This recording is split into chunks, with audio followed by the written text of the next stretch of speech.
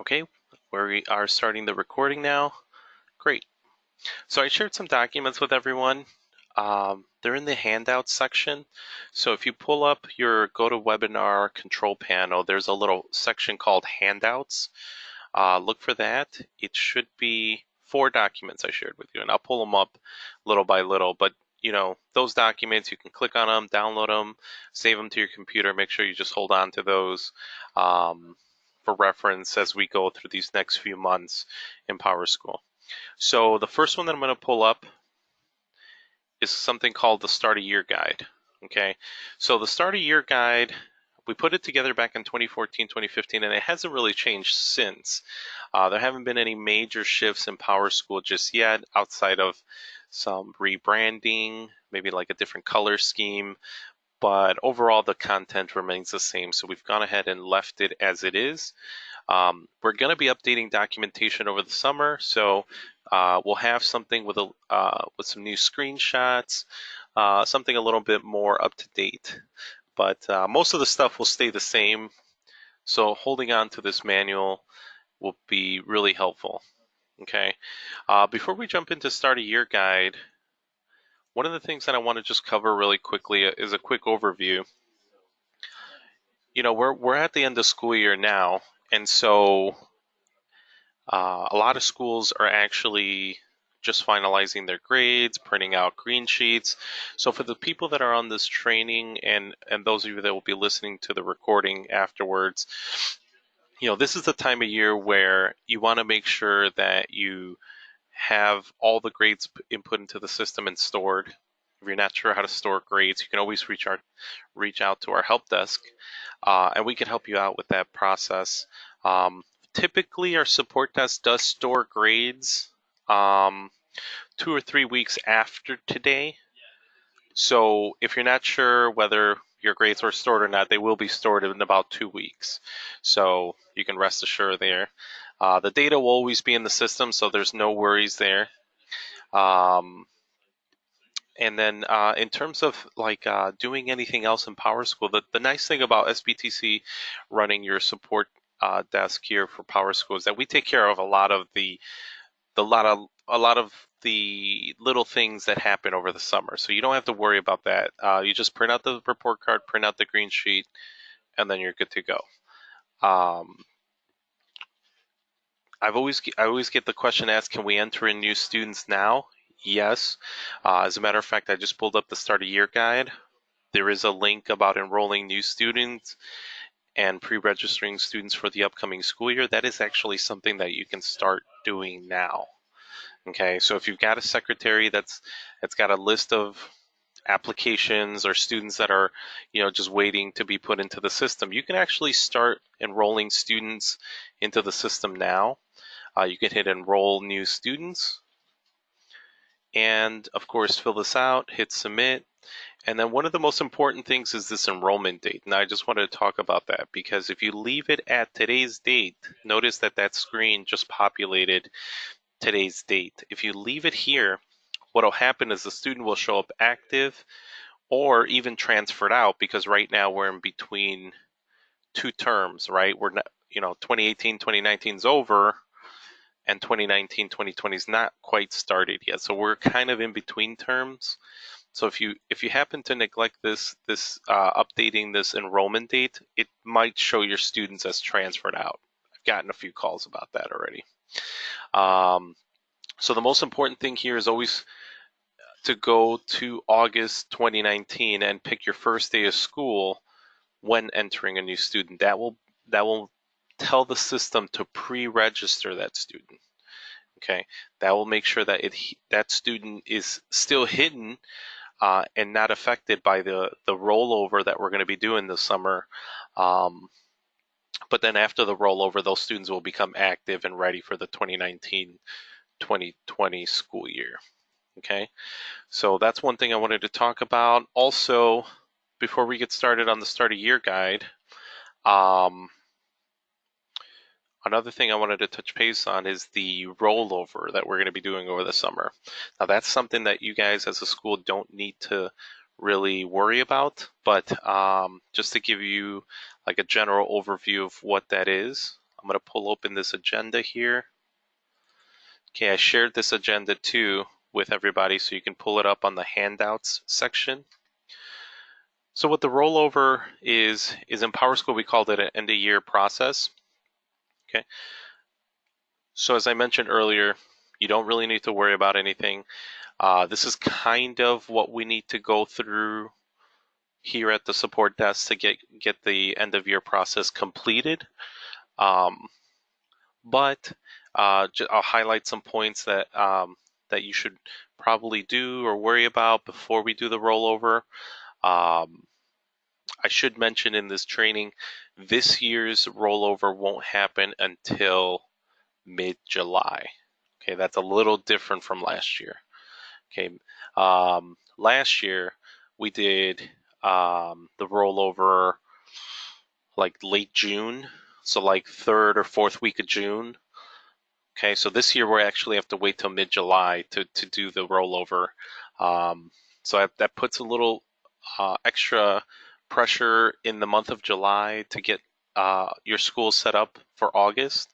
But we're here at the help desk. We're willing to help out in any way possible, whatever can help you guys out. Make sure that the school's set up for August.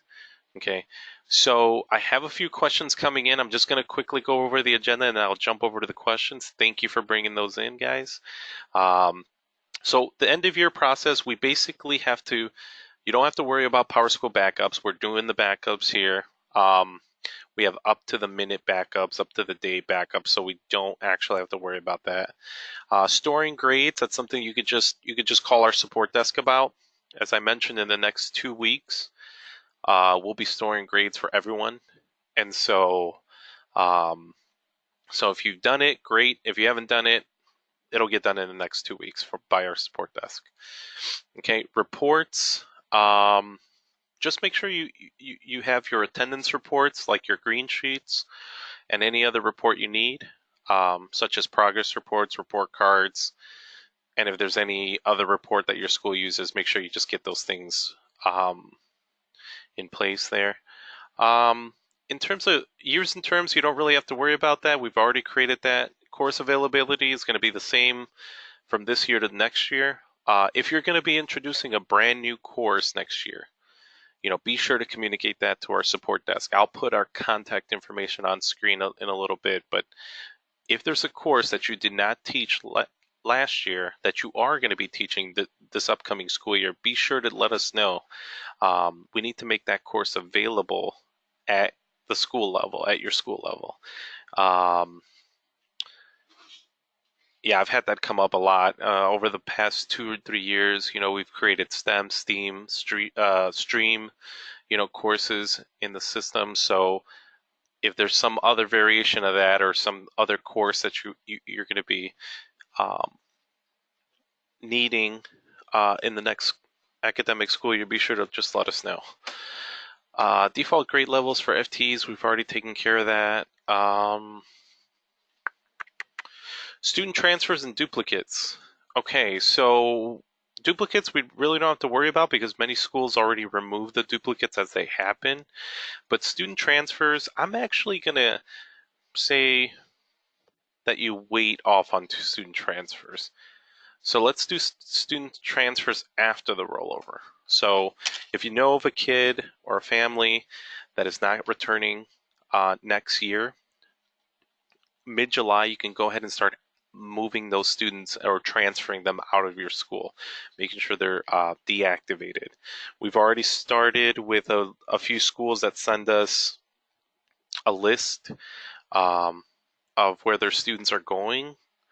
If you know that your students are leaving, you could transfer them out. Or if you know a student is coming in from another archdiocesan school, you could send us that request via ticket, and we'll go ahead and action that as soon as we get a chance.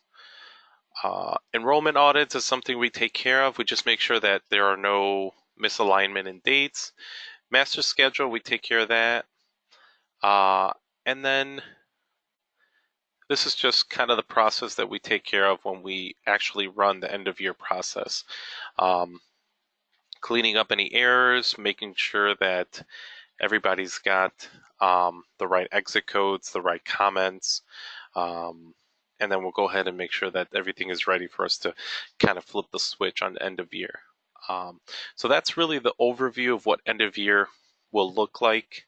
Again, just to solidify the point, all your school really needs to worry about at this point is making sure that you've got your reports printed out, attendance, grade reports, and your grades. Um, if there are teachers who are still putting in grades, we can not, after we run the end of year process, they won't be able to update those grades from the gradebook anymore. So if there's teachers that are allowing students to make up work, get that in before July. I cannot stress that enough. It won't be available for them to update those grades after July. Um, some schools that I've talked to have already told their schools this week, the end of this week. They have to the end of this week. So I encourage that, give your teachers a deadline of this week or next week to get them done if they're allowing them to make upgrades, because after July they will not be able to do that anymore. And that's it, really.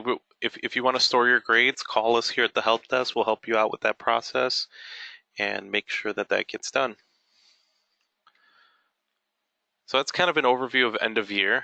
And like I said, I've gotten some questions here, so I'm going to take a pause from the training here and answer some of those questions now.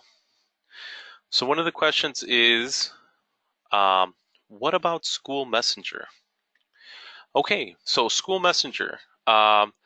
School Messenger is not necessarily a PowerSchool product, but they are a PowerSchool partner. Okay, and they're we have a pretty good relationship in the Archdiocese with School Messenger, where they offer us special pricing if you guys want to sign up with them. So I encourage that if you guys want to go out and find what the price is per student to sign up for School Messenger, I definitely encourage that. I would say contact somebody at the Office of Catholic Schools. You have to the end of this month to reach Teresa Allen, and I'm going to share her email address in the question and in the answer of the question here.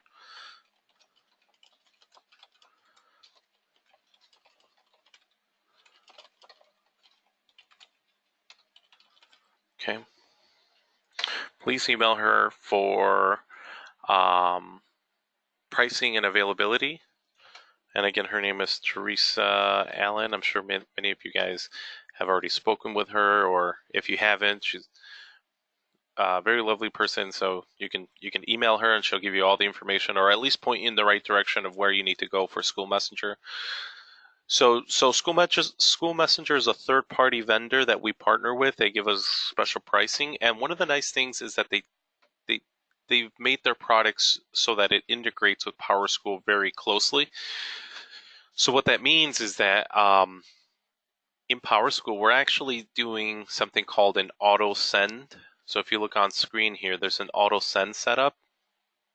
And so here's an example of what we're sending them, right? So there's a list of staff information and a list of student information that we actually have automated every day to be sent to their system. So every day around 5 p.m., sometimes it's 5 a.m., we run a process where we automatically send them contact information for your students and contact information for your staff. So if you guys sign up with them, that'll be available. Those two pieces of information, the student contact information and the staff contact information, will all be available on your School Messenger portal. It's a separate website from PowerSchool. So you'll be using their portal to send out messages. And for those of you who don't know what School Messenger is, it's a way for you to mass communicate to families, in case of emergencies or just in case of something came up. It's a way for you to quickly send out emails, voice messages, recorded messages, text messages to all families.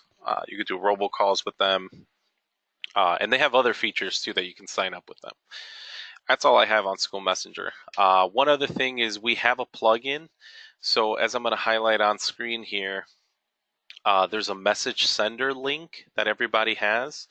Uh, if you configure your logins to be identical from School Messenger and PowerSchool, so remember that that's the key thing. If your login to School Messenger is identical to your login to PowerSchool, this will work, which means this will pull up a way for you to quickly send out a message from within PowerSchool. Okay. That's kind of the benefit here, is that you're able to do that and can send out messages to families as opposed to signing into the portal. So for those of you guys that are School Messenger customers that never saw this before, you can use this link. The key thing is making sure that your login to School Messenger and PowerSchool are identical. We've partnered with them to create this plugin, so make sure it's up and running. And if you have any problems with the plugin, send me an email at the help desk here. We'll go ahead and investigate and see what's going on. The other question here is if you want new families to get phone calls. New families to get phone calls. So as I explained earlier, the rollover won't happen till mid-July, which means that your pre-registered students won't get sent over to School Messenger until mid-July. That's usually how that works. When students get activated, that's when that data automatically keeps getting sent to School Messenger. If they're hidden or pre-registered, it won't get sent to them. So the rollover will happen mid-July, and I'm still in contact with the one school that's going through July this year. So I'm trying to make sure we solidify a specific date on when they're going to be finished, so we can go ahead and do the rollover. But my understanding is mid-July. If you need a file for us to send School Messenger, please let me know. I can help you obtain a quick export out of PowerSchool, create a file, send it over. We could send it over to School Messenger, and they can, import that file into their system and, put in all the new families. And it'll be kind of like a separate list as opposed to the main list that you normally see on School Messenger.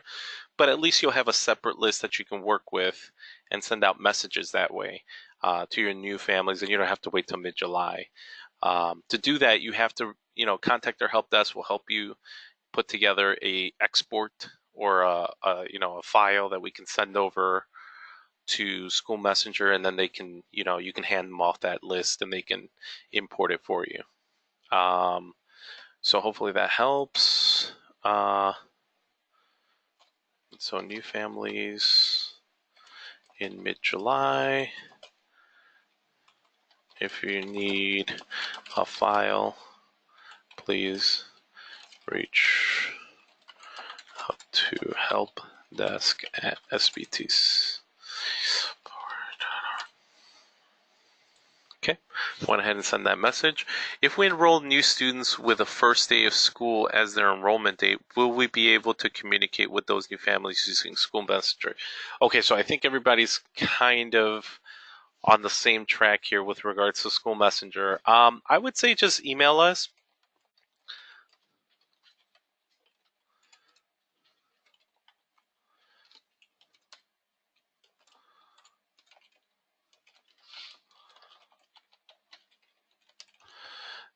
I really can't expedite the end of year process much more than we were trying at the moment. So, so for those schools that are using School Messenger and want to get that file out to School Messenger for new families, just email us at helpdesk@sbtcsupport.org. We can help you obtain that. What we would essentially be doing, and I'll kind of show you on screen, if you do a query in PowerSchool called enroll status equals -1, that'll be just the complete list of students who are pre-registered. Now, I don't have any at my school here because this is a test school, so I haven't entered any new pre-registered student yet. But that's what the search would look like. It would be / enroll underscore status equals -1. Okay, that'll pull up a list of all of your pre-registered kids. The key thing is this -1. Okay, that's the code or the value that every student receives when they're pre-registered. And so we can actually help you obtain a list of all the contact information in an Excel file or CSV file, whatever school messenger prefers, and then we can send that over to them for import, or you can import it yourself, and then that you'll have a separate list for new families that way. Um, the process is pretty simple, but getting the right number of students is the number one important thing. So email us, we'll help you out with that process. And it looks like that was all the questions I had so far. So please, if you have something else that comes up, feel free to ask. I know there were 2 individuals that really wanted to find out more information about that school messenger, and they went ahead and sent those. So post your questions in that question panel, and we'll go ahead and get those addressed as soon as we can. Okay. So let's go to back to the agenda, the start of year guide, 2014-2015 start of year guide. So I'll cover some information here, and if you have any questions about this, feel free to shoot me a quick little message on the question panel. We'll stop and take a look at it. So start of year checklist. Okay, that's we put this together because if you follow this checklist, you will be ready to start your school year. Okay, so add in all of your new staff members and classes. So that should be the number one thing after we do the rollover that you guys should begin to start doing. So after we do the rollover, start adding in new staff members into your system. If there are new classes, like, I don't know, 4th grade had 2 homerooms, and next year 5th grade will need to have an extra homeroom because those kids are moving up a grade level, let us know. We need to create those extra sections of 5th grade homeroom and everything else that follows. If there's a new course being taught, maybe there's some foreign language or computers or some other class that I'm not aware of just yet, just let me know and we can add those in, after the rollover. So this is kind of stuff you would be doing in July. Okay. As a principal or as an administrator of the school, if maybe you haven't hired that new computer teacher just yet, or that new Spanish teacher just yet, but you have to have one this year, you could always create a new staff member with a temporary name, like computer teacher or Spanish teacher or art teacher, and you could always go back and fill in the name and the demographic data afterwards. The important part about adding new staff members is that in July, you want to be able to set up what we call your master schedule. So you want to make sure all classes that you're going to be, setting up are assigned to the correct teacher. Changing the name of a teacher is really quick. It's super, super easy. So what I would advise is if you haven't quite hired that teacher, just create a teacher account with the name computer teacher or art teacher or music teacher, whatever that course is that you still need to hire for. But adding in all your staff members and classes will help. After we've added in the staff members, deactivating non-current staff members is super important. Not only for security reasons, if there's a staff member that retired or left, was not, brought back this next academic school year, you want to make sure that you deactivate them so they don't have login access to the system anymore. So that's not only a spring cleaning, so to speak, item, but also a security risk. So you want to make sure that you disable the account so they can no longer log into the system and do something to student records on their end. Then bullet point 3, or I guess we used to have something in between here, but you know, number three on the bullet point list here is to add new students into the system. Make sure that if you haven't already put in the students as pre-registered, start adding them in now after the rollover.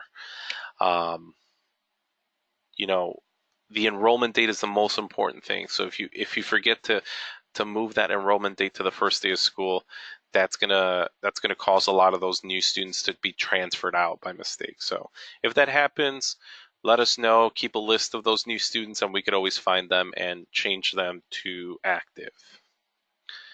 Okay. After these 3 things have been done, and that's a lot. I'm going to take a pause here because this is a lot of data work for your secretaries or principals or whoever's administrating the system at your school. That's a lot for them to do. Adding in staff members, adding in classes, deactivating non-staff members, adding in new students. That alone is going to be a good 50 to 60% of what you're going to be doing July, early August. Not to mention the trainings that I'm sure we'll be running during that time, but that's going to be the bulk of it. Okay. Um, One of the nice things, and I'll pause for a second here. Um, One of the nice things that we're going to be doing here at the help desk, and I'll show you on screen what that is. If we go to System Setup, Copy Master Schedule, this is something that we've done year after year. And so if your school doesn't want this to happen, let us know. But in my experience, this has only benefited schools as opposed to hindered schools in the preparation process. So when we copy master schedule, what we're doing is we're taking the source year. So we're taking all the classes that were set up last year, so we can select the year here. So we always do last year. And then we also copy all those classes to the next school year. So we're gonna at this test school, I don't have a 1920 school year, but as you can see, we would be able to select the 1920 school year. Okay, so by copying over the master schedule, we actually help you um, create the courses by about 80%. I'm gonna say, so about 80% of the course setup or this um, add classes part will be taken care of by copying over the master schedule. Okay. It is that after we do copy the master schedule that you'll have to go in and move a few classes here and there. If there's a core subject you're not going to be teaching this year, let us know. We can delete it. By the way, for those of you that have been with us for some time, you guys know that I don't like deleting things in PowerSchool. However, after we run end of year, we do the rollover. That is the ideal time to delete courses that we will not be using. So be sure that if you need something deleted, tell us now after we do the rollover. So tell us in July, so we can go in and delete them or mass delete them. Whatever the case is. If you've been kind of putting all the classes that you don't need to one teacher account, give us that name of the teacher account in a ticket to the support desk, and we'll go ahead and remove them during that time. Okay. And then, if you get to this point in the checklist, which is bullet point number 4, you are ready to start the school year. Okay. Mass enroll students into sections. That is essentially just putting kids into their right courses with the teachers. Okay. Once you populate all the classes with student enrollments, teachers are ready to come back, log into their gradebook, see their new schedules, see the students in their schedules, and ready to start creating assignments and grading them. So as long as you get to this point in the manual or in the checklist, you will be in a really good position to start in August. Okay, so I know it's only listed in 4 bullet points, but it is quite a bit of work to be doing in July and August. So just keep that in mind. The rest of the manual here talks about doing things that will be helpful but not required. So for example, there's a field in PowerSchool called homeroom, updating that, making sure that every student has the right homeroom value in their field. So this is not necessarily a class I'm talking about. This is actually a field in the PowerSchool system. So if you guys haven't seen it or don't know what I'm talking about, I'll pull up a student here. Okay, here's a student record that we've had for a number of years. If I go to custom screens and go to student info, I'm going to scroll down about halfway through the page, and there's a spot here called homeroom. Okay, you could put whatever you want in that box. It could be the teacher's last name, it could be the room number, it could be a combination of the room number and the teacher's name, or just whatever will help you quickly identify students by homeroom. you know. So there's the name of the field right here. It's under custom screens, student info. And we could also show you, and I believe in the manual, we talk about how to mass update it as a group. So you don't have to go student by student because that will take a long time, but there's ways to do it in mass. So if you've got like one homeroom in each grade, that'll be quick. You do it 8 times and you're done. If you've got 2 homerooms in each grade, it'll just be double the 16 times and you're done. Um, so that'll be a way for schools that have large school enrollment. This is super helpful because if you don't want to just go to the start page and click the grade level and get all 50 kids or all 60 kids. If you just want to break it out by 30 and 30, searching the homeroom value like this equals, and then whatever, maybe room 300 or 200 will be a much quicker way of just getting those 30 as opposed to the 60. I don't know how many schools we have on today's webinar that might have 2 or 3 homerooms per grade, but that's the benefit of coding in the homeroom value with the right number, is that you can quickly filter down the list of kids to just the homeroom value, just the kids with the one homeroom. Okay. Oldest and only and youngest and only. This is actually, I'm not sure if this bullet point is going to drop off soon, but it's a super, super important thing to do. And I should actually revise that because, the OCS survey that comes out in September that everybody always has to fill out and always has to submit, they always ask for what's the oldest and only child in the family, So it's always important to get in there and update those values on the student profiles. If you don't know what I'm talking about, I'll pull up the account for one student, and I'll show you where that lives. So here's a profile for one student. If we go to custom screens, student info, scroll down about 1/3 of the page here, and right here, right after date of birth and birth certificate, we've got, is this the oldest or only child, or is this the youngest and only child? And it's just a yes or no answer, right? But the most important thing when you're answering this question is this the oldest or only child at your school? So, I mean, if they have an older child in high school or college, that's not what this question is asking. This question is asking, is this the oldest or only child at your school? So if they're the only child, you're going to say yes and yes, because they're both of those answers are yes, they're both only childs. If the student is the oldest but not the youngest, there's a younger brother at the school, you're going to say yes, no. If the student that you're looking at is the youngest, you're going to say yes, no, no, and then yes for the other one. And then, of course, if you have three students in your school, all from the same family, and you're looking at the middle child, and you're just going to say no, no for the middle child. Okay. So yes, yes when you have the oldest, or you have an only child.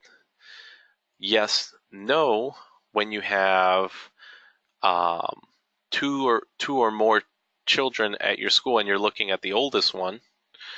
No, yes, if you have two or more children from the same family at your school, but you're looking at the youngest of the family there. And then no, if you have two or more children in the family, or actually, I should say three or more children in the family, and you're looking at one of those middle children, not necessarily the oldest, not necessarily the youngest, but one of the ones in the middle there. So you would say no for those students. This is, I can't emphasize this enough. It seems so simple and kind of useless, but it this field we use a lot throughout PowerSchool to identify families. So we usually look for, when we're looking for a count of families in your system, we always find who is the oldest of the family. So we always search for that. Um, in reports, in the survey, in data jobs that the Office of Catholic Schools asks for. So if this information's wrong, the number of families at your school is going to show up as wrong as well. So just make sure that you update that. That's why it's a bullet point on this back to school year guide. Now remember, I said this will get you ready for August 1 through 4. This stuff is important in the long run. So you don't have to get this done in August per se, but I can certainly see this being very valuable in September, October, when the OCS survey comes out. I could see these two things being really, really important at that time. Okay. And then the rest of this manual, locating graduated students and inactive, that just talks about um, being able to search for those families. So if I jump over to page 22, so this is all about searching, right? So it tells you navigate to the start page, enter this code into your search box, and then you'll find a list of all students that have graduated out of your system since you started using PowerSchool. Okay, so that might be a pretty big list, right? So to filter down by year, one of the things we do is there's a field called exit comment, and we usually code it as such: 13-14 graduate or 12-13 12-13 graduate. And so for this upcoming school year, if you wanted to find the graduating class for the 18-19 school year, sometime in July, you'll be able to go 18-19 graduate and get a list of all those eighth graders that left your school. So this is the search command for a specific year. This is the search command to just get a complete list of all graduates since you started using PowerSchool. So this is for all. This is for just the one specific year. Okay, that's important to keep in mind because I know I get a lot of schools that want to reprint report cards for high schools for admissions purposes. I don't know. I don't think you'll need it for college, but if you get families that come back and want a copy of a report card or attendance report for their the high school that they're applying for, that's how you find them at least. And then I went ahead and added this little table because we're talking about the enroll status field in most cases. And so these are the different values that live in that field. And this is what they mean. And these are ways that you can search for them. This is how you would enter them into your search box. Okay. And this last column is just like, if you wanted to run these at your school, you can get different numbers and you can write them in so you can see that there is a difference, in fact. If you want to print out this page and just like cut out this little table, laminate it, paste it on your desk, this comes up a lot throughout the school year. Not only, I think it comes up a lot June, July, August, because in June, July, August, we're talking about active and pre-registered kids. September, October, November, we're going to be talking a lot about transferred out kids. So kids that have left your school, right? And then, of course, throughout the year, you might be asked every now and then to find students that have graduated out. So if you want to print this page out on the manual, it's page 22. Cut this out, laminate it, put it on your desk. It's going to be super important information to keep handy. And if you have it right by your desk somewhere, that'll be really nice. Okay, so jumping back up to the checklist. Bullet point 8 here talks about running OCS data check forms. Okay, so what that is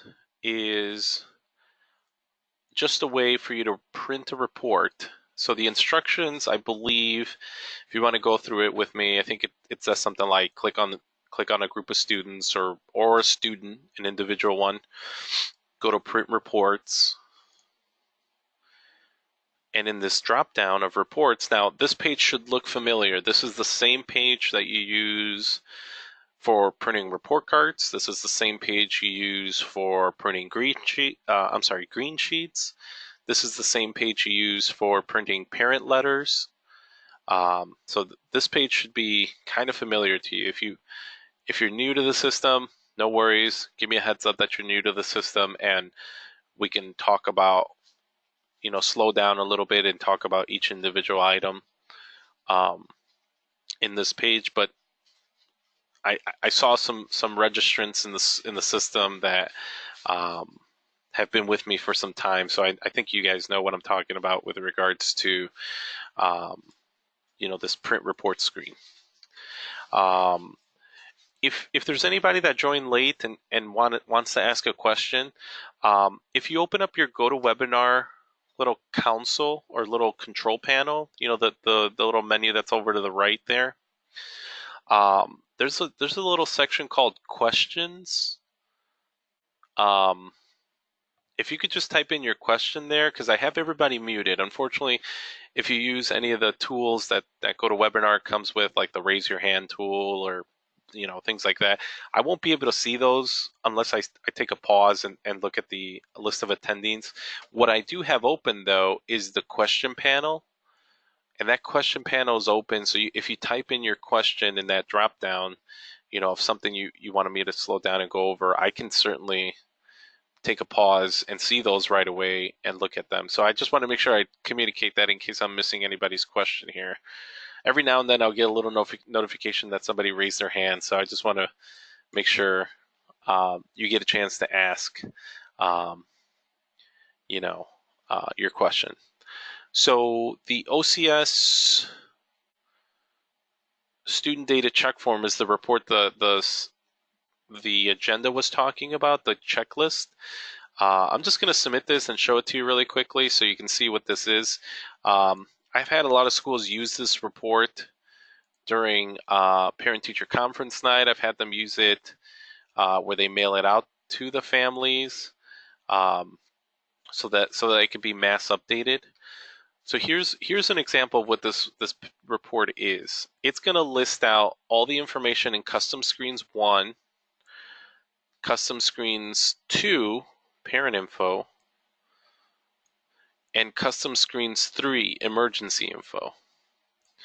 So it's going to list all that information out in this report, and the idea is that you want to spot check what's missing, right? And so if you're missing any data that should be put in here, this report gives you a one-pager front and back. You can print this front and back, so you can make it a one-pager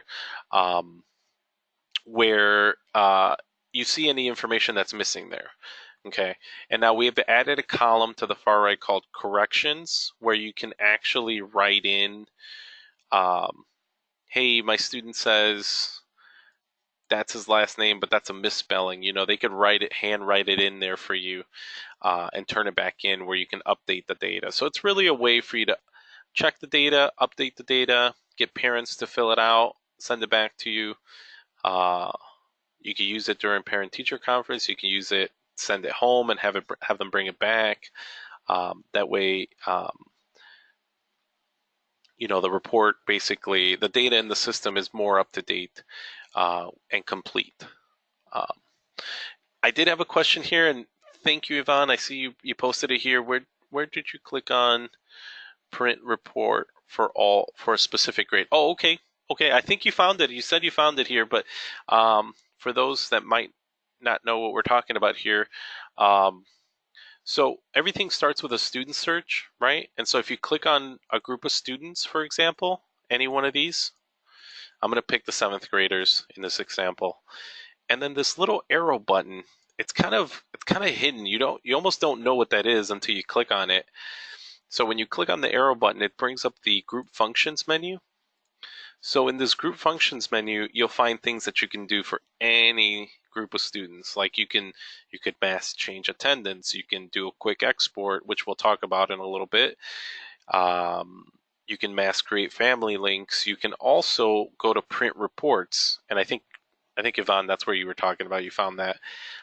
So in print reports, that's where we can see the different reports that were created for us that we can go ahead and run. So feel free to run any one of these reports. You should see your report card on there. You should see any one of these reports that starts with OCS. They're shared with all schools. So any one of these reports you should be able to see on your dropdown. And then Arch created web ID and password to parents. These are form letters or parent letters. And then, of course, your progress reports are up here, starting with OCS. So you can play around with those, run them, see what they look like, see if you like one, see if you don't like one. Uh, email us if you find something that you want to see changed there. I already talked about School Messenger quite a bit at the start of the training. Um, the review on that is basically um, School Reach is School Messenger, so when you see this School Reach pop up in PowerSchool and in these manuals, that's the same thing as School Messenger. Once upon a time, there used to be School Reach, and then they got purchased by School Messenger. So now they're School Messenger. And so it's the same process though. So if I jump over to page 23, all it talks about is, hey, if you're a customer of School Messenger, this is what we're sending them. And this is for your students. Okay, so under students, these are the data points we're sending them. So as you can see, we're sending home phone, mother's cell phone, father's cell phone, email information. If there's a bus route for a student, we're sending that information over. And of course, that homeroom field we were talking about, that it will be super helpful to update. We're also sending that information over. And then if you scroll down, we also have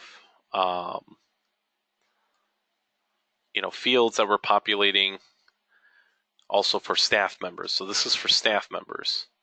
You've got first name, last name, home phone, cell phone, email addresses. We got 2 email addresses as well.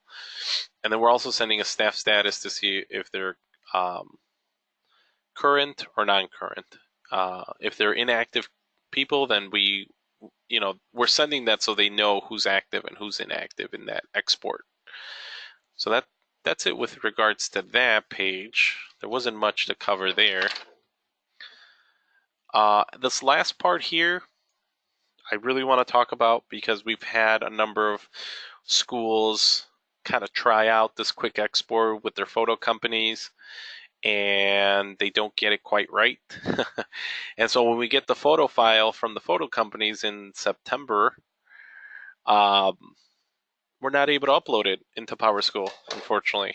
So I want to just cover that for a little bit. The process is super simple. PowerSchool's involvement in this is very minimal, but that information is important because it'll let us know whether we can import or not your student information. So the quick export for photos, it's on page 24 of that manual. All it says is click on all to select everybody. Go to quick export under group functions. Copy and paste these field names right here that I just highlighted, it has to be those. Um, if a photo company says, "Oh, all we need is the student ID number," that's what this is. This first line item, that is the student ID number. If you happen to be looking at the list of fields and you find something that says ID, please do not use that. There's a difference between ID and student number. It's a big difference in PowerSchool, and everything is based off of this student number, not the ID number. So, if, I know lingo between different companies can get kind of lost in translation, but if somebody asks you for a student number that they're talking, or I'm sorry, an ID number for a student, they're talking about the student number in PowerSchool. Okay, so you can almost use those interchangeably. Student ID, student number, same thing.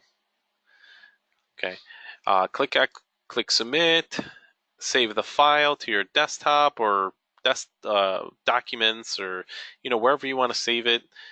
And you can open it up in Excel, because I think photo companies like that Excel file, or they like the CSV file. I'm not quite sure. But the next page, page 26, shows you some instructions on how to open that file with Excel.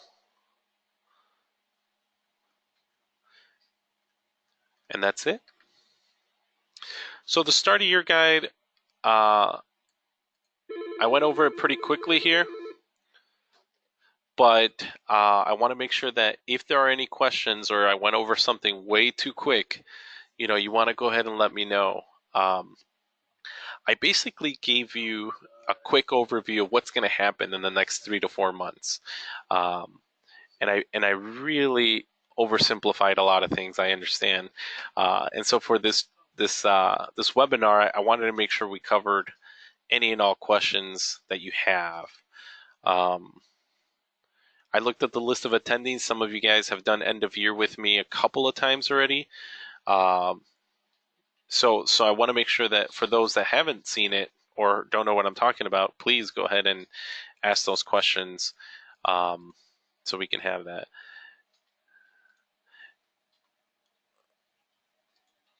Had to multitask. When will this be available? So the recording I'll make available immediately. So it just needs to go through a compression process, and then I'll make the link available immediately. So for those of you guys that had to do other things besides attend the meeting, the recording will be up there shortly. I'll see if Teresa Allen can email it out to everybody, the link to it, so you can watch it again. But there were some things in this manual that I know I kind of brushed over, because these were tasks that we've been doing for some time now. So I wanted just to, if you need me to do a deep dive on adding new students, adding new staff, I'm happy to do that. Deactivating staff, happy to do that as well. Updating homeroom, any one of these tasks here, I'm happy to do. So we've got a question about sibling registration. So please keep those questions coming so we can fill up this time with some very useful information for everybody that's attending and will be watching the recording later. So the question is, sibling registration, a returning student. I made a mistake of adding 2 students that had previously attended our school. Yes, so with sibling registration, you got to be careful there, because that stuff is information that parents are sending to us through the parent portal. And so parents, they'll just kind of fill the data in wherever they wherever they find the page. So when you're looking at your sibling registration, and for those of you guys that don't know what we're talking about here, we have a field in PowerSchool called sib reg 1 equals 1. And so if parents have submitted data for us to import into PowerSchool for siblings, that's a way to find it. And so when you go to custom screens, you're going to be able to review that data by clicking on the links, sibling one registration. Oh, okay, that is a new student. You know, copy, copy, copy, submit, go to the next page, next page, next page, and that'll create a brand new student. So sibling registration is a little dangerous in the sense that if you're not proofreading the data and just kind of copy, copy, copy, next, you could inadvertently add a student that's already in your system. Um, and and if you have suggestions on how we can improve that on the parent portal, then happy to hear it. But from my experience, it's very hard to get parents um, to put the data in the right spot. I mean, we've labeled it sibling registration, and we've also put a big message across the header that says, please only use this for brand new students, not returning students. But one or two always slips through the cracks here and always ends up putting data about a student that is coming back um, in the sibling registration. Uh, I don't know if it's the label that's throwing parents off with regards to sibling. Maybe the word sibling we could change. I'm not sure.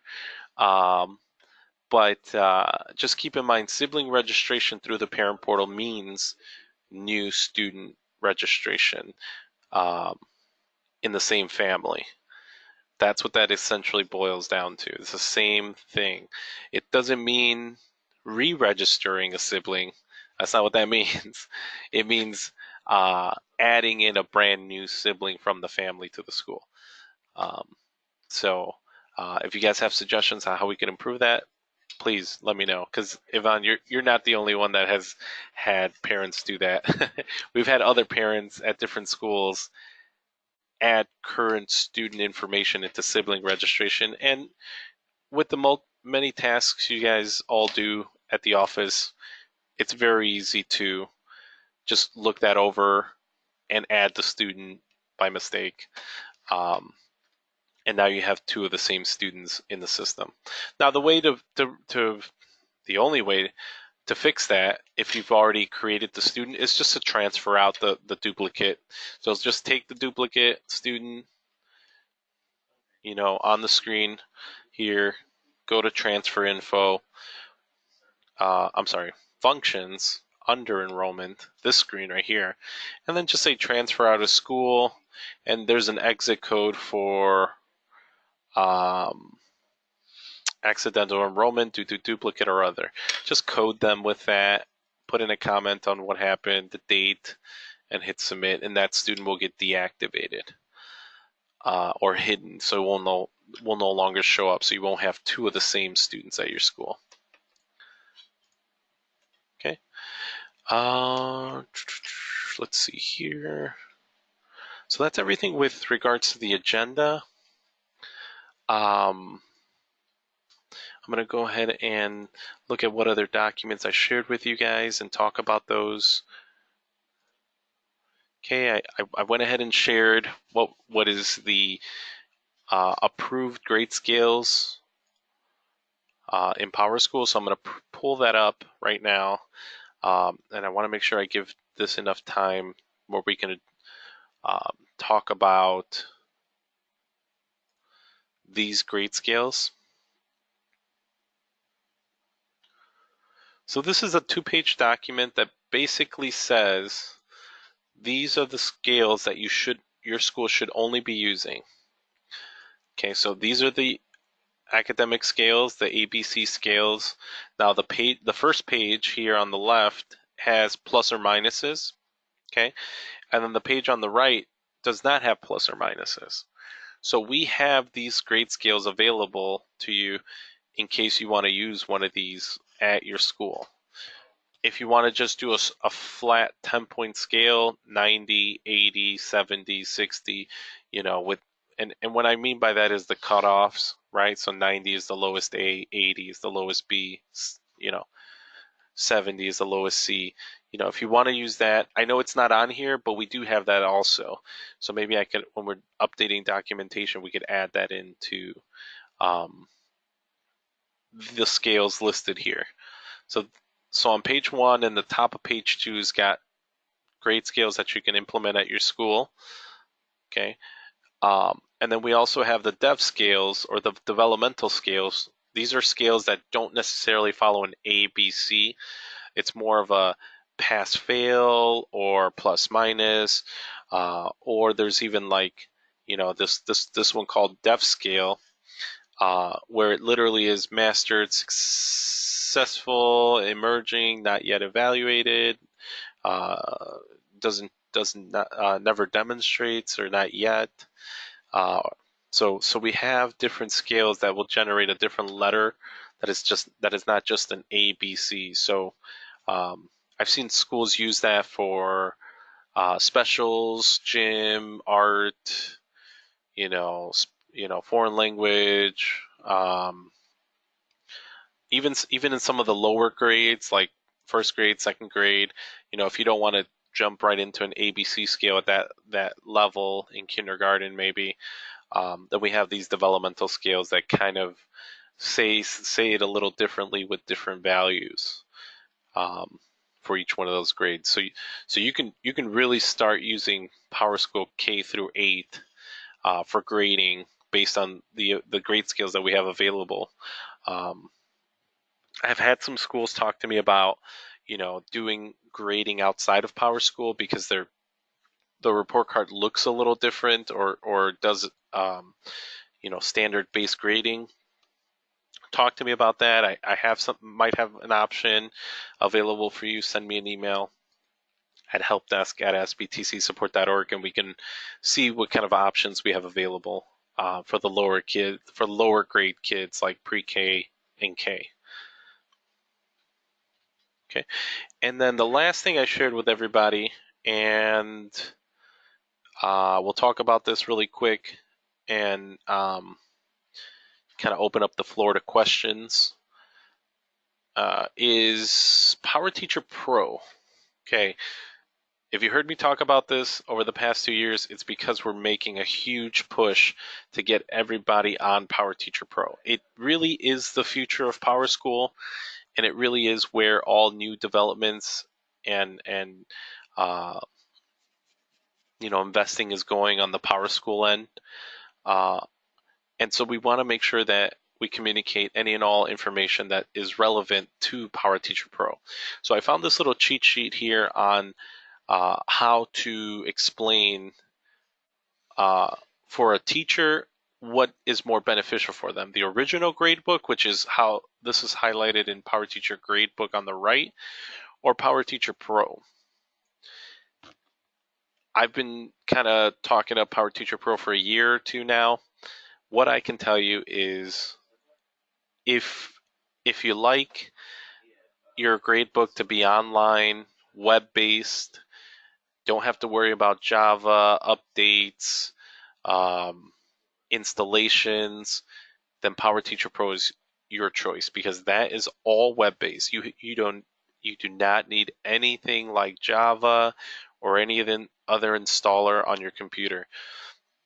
The benefit of having the gradebook, of course, on all web-based is that you can run this on Chromebooks, you can run it on your phones, your smartphones, your tablets, your laptop, your desktop, anything that has a modern browser can run Power Teacher Pro.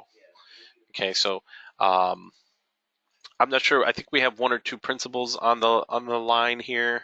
Looking at the names, and we might have a few technical contacts at the school on the training manual on the training webinar here.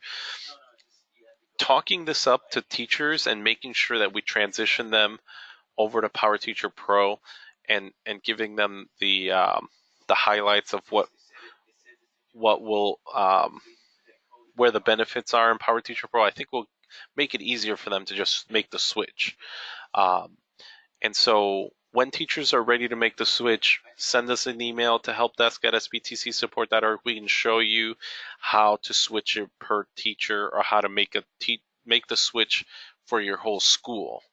Okay, we can actually make change for the whole school, or we can just do it teacher by teacher. We could even do it class by class, and I'll show you on screen how to make that change. class by class. But if you just want to do it for the whole school, give us a call at the help desk, helpdesk@sbtcsupport.org. Let us know you're interested in doing it for the upcoming year. And then in July, when we do the rollover, we'll go ahead and add those classes to PowerTeacher Pro. So I mean, there's some specifics that I think PowerSchool put in here that are, a little important. But what it boils down to is PowerTeacher Pro, web-based, PowerTeacher Gradebook, Java-based. You need installation here. You don't need installation here. Chromebooks, not Chromebooks. Okay, so if you guys are, as a school, are ready to purchase a bunch of Chromebooks for teachers, be mindful that you're going to need PowerTeacher Pro then. You cannot run the original gradebook on PowerTeacher Pro. So if you're getting ready to invest a bunch of money in Chromebooks, keep that in mind. I think one of the biggest benefits from PowerTeacher Pro that a lot of people kind of hold on to PowerTeacher, one of the benefits of PowerTeacher Gradebook that everybody holds on to, and PowerTeacher Pro does not have this feature just yet, is the sending emails directly from the gradebook. That is something that I think has held back a lot of teachers on sticking with the old gradebook. Okay, but that might actually be something that they add into PowerTeacher Pro in a year, or in like 6 months. They're constantly adding new things to PowerTeacher Pro, so that could just be a feature that is added in the sometime in the near future. But right now, as it stands, PowerTeacher Gradebook, the original, that's the only way that teachers can send emails directly from the gradebook. Okay. With PowerTeacher Pro, we can add in a customization where you have all parent emails on one page, and you can simply just send the email from your school email address. Just send them to the parents that way. It's like a copy and paste into the recipient's little box there. And that's really the most important thing between these two. That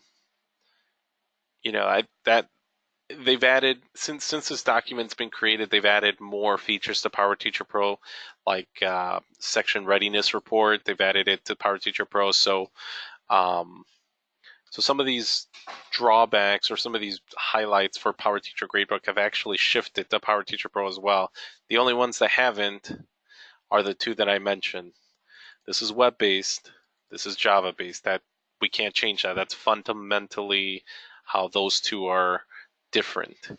And then, of course, PowerTeacher Gradebook can email parents directly from the gradebook, and PowerTeacher Pro, you can't do that. So those are the two fundamental changes there. But I shared this with you so you can, download it, print it, share it with teachers, have them make a guess on whether, a decision on whether they want to switch or not. And then just let us know. So I'm going to show you on screen how to make that change per teacher. So if you pull up a teacher schedule here, these are all the classes that are assigned to this particular teacher account at my test school. If you click on the section number, it's as simple as just scrolling to the middle of the page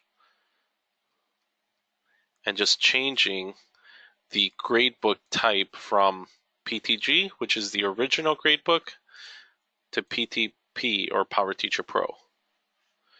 So just making that switch here and going to the bottom and hitting submit, that'll change it for that one class only. Okay, so you can continue going through here and click on another course. And just so everybody sees, I'm clicking on the section number, not the course name, the section number. Okay, so scroll down, gradebook type, switch from PowerTeacher Pro from PTG to PowerTeacher Pro, go to the bottom, hit submit. And then you could do that for each one of the courses for teachers that are ready to go over to PowerTeacher Pro. I want to say that the Arch really wants to push Power Teacher Pro so we can get everybody on the new one by next year. So not necessarily the 1920 school year, but the 2021 school year. We really want to be able to just be talking about Power Teacher Pro and not the gradebook anymore. As a company, PowerSchool will still keep Power Teacher Gradebook available as an option. But as I mentioned earlier, all new developments, all new features are added to Power Teacher Pro, not Power Teacher Gradebook anymore. Okay. We kind of finished a little early today. This was scheduled from 10 to 12:30. Somewhere right before lunch, and I'm sure I'll get no complaints about ending early to go to lunch. So if you have any questions for me, I'm going to stick around for about maybe another 10, 20 minutes. I'll leave it open for 20 minutes. Just kind of waiting for you guys to let me know what kind of questions you think you have. As I mentioned earlier, this was kind of the overview of what's to come.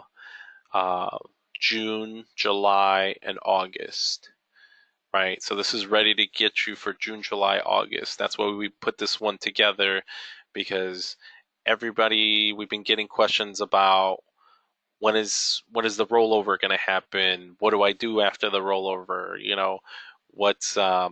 What are things that I should be preparing myself? That's why we wanted to put this together in June, so that we can talk about those things. Have questions asked, about when we'll have that available. Um, I have a lot of questions being asked on when the recording will be made available. I'm going to make that available today. As soon as the recording is done, I'm going to start the compression. That should take about a couple of minutes, and then I'll go ahead and have Teresa email that to all the registrants on today's webinar, so you guys can sit and listen to it. As I mentioned earlier, I'm going to put up our contact information. So that is, for those of you that don't know, our website is techsupport.sbtcsupport.org/support. Okay, so here's our website. Contact information is right up here, highlighting it for you guys to see. Give us a call if you have any questions. You can submit a ticket. Okay, if it's a PowerSchool related ticket, go ahead and hit some, PowerSchool department, go next, and you can go ahead and type in your name, email, school location, subject, and then you can give us an idea of what your question is. If you feel like going to this website, or you lose the address of this website that you're seeing on screen here, you can always go to help desk at sbtcsupport.org. Okay, that's our company site. If you send us an email there, it'll create you a ticket anyway, and we can help you at that point with any and all questions that you have. So I'm gonna take a quick pause. I've been doing a lot of talking here, but I'm gonna look for the questions as they come in. If you have anything, post it. I'll come back on the line, answer it, and I'm gonna leave the recording open for another 10 minutes so we can have that time for Q&A. Okay.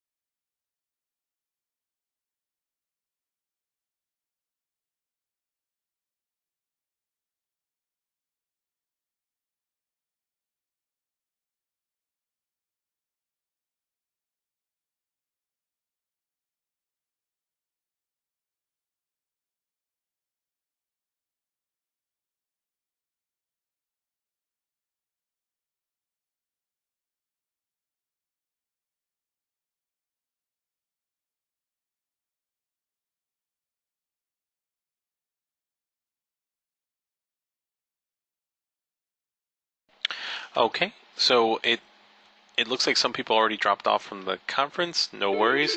As you noticed, I went ahead and answered a bunch of questions, a bunch of comments that were coming into the question panel. If you have more, keep them coming. I'll keep answering them. I haven't seen any new ones since I paused from our webinar, so um, maybe I'll hold off till about 11:30, and if I don't see any at that time, maybe I think I will stop the recording at that point, um, and then start the compression of the file so we can have that link available in the recording for later view. Um, if you have more questions, I'm gonna stay here in silence in mute for a little bit more to see any questions that come in. But thank you all for joining us on today's webinar. Um, we wanted to keep it short and simple, just to the most important things that pertain to this time of the year.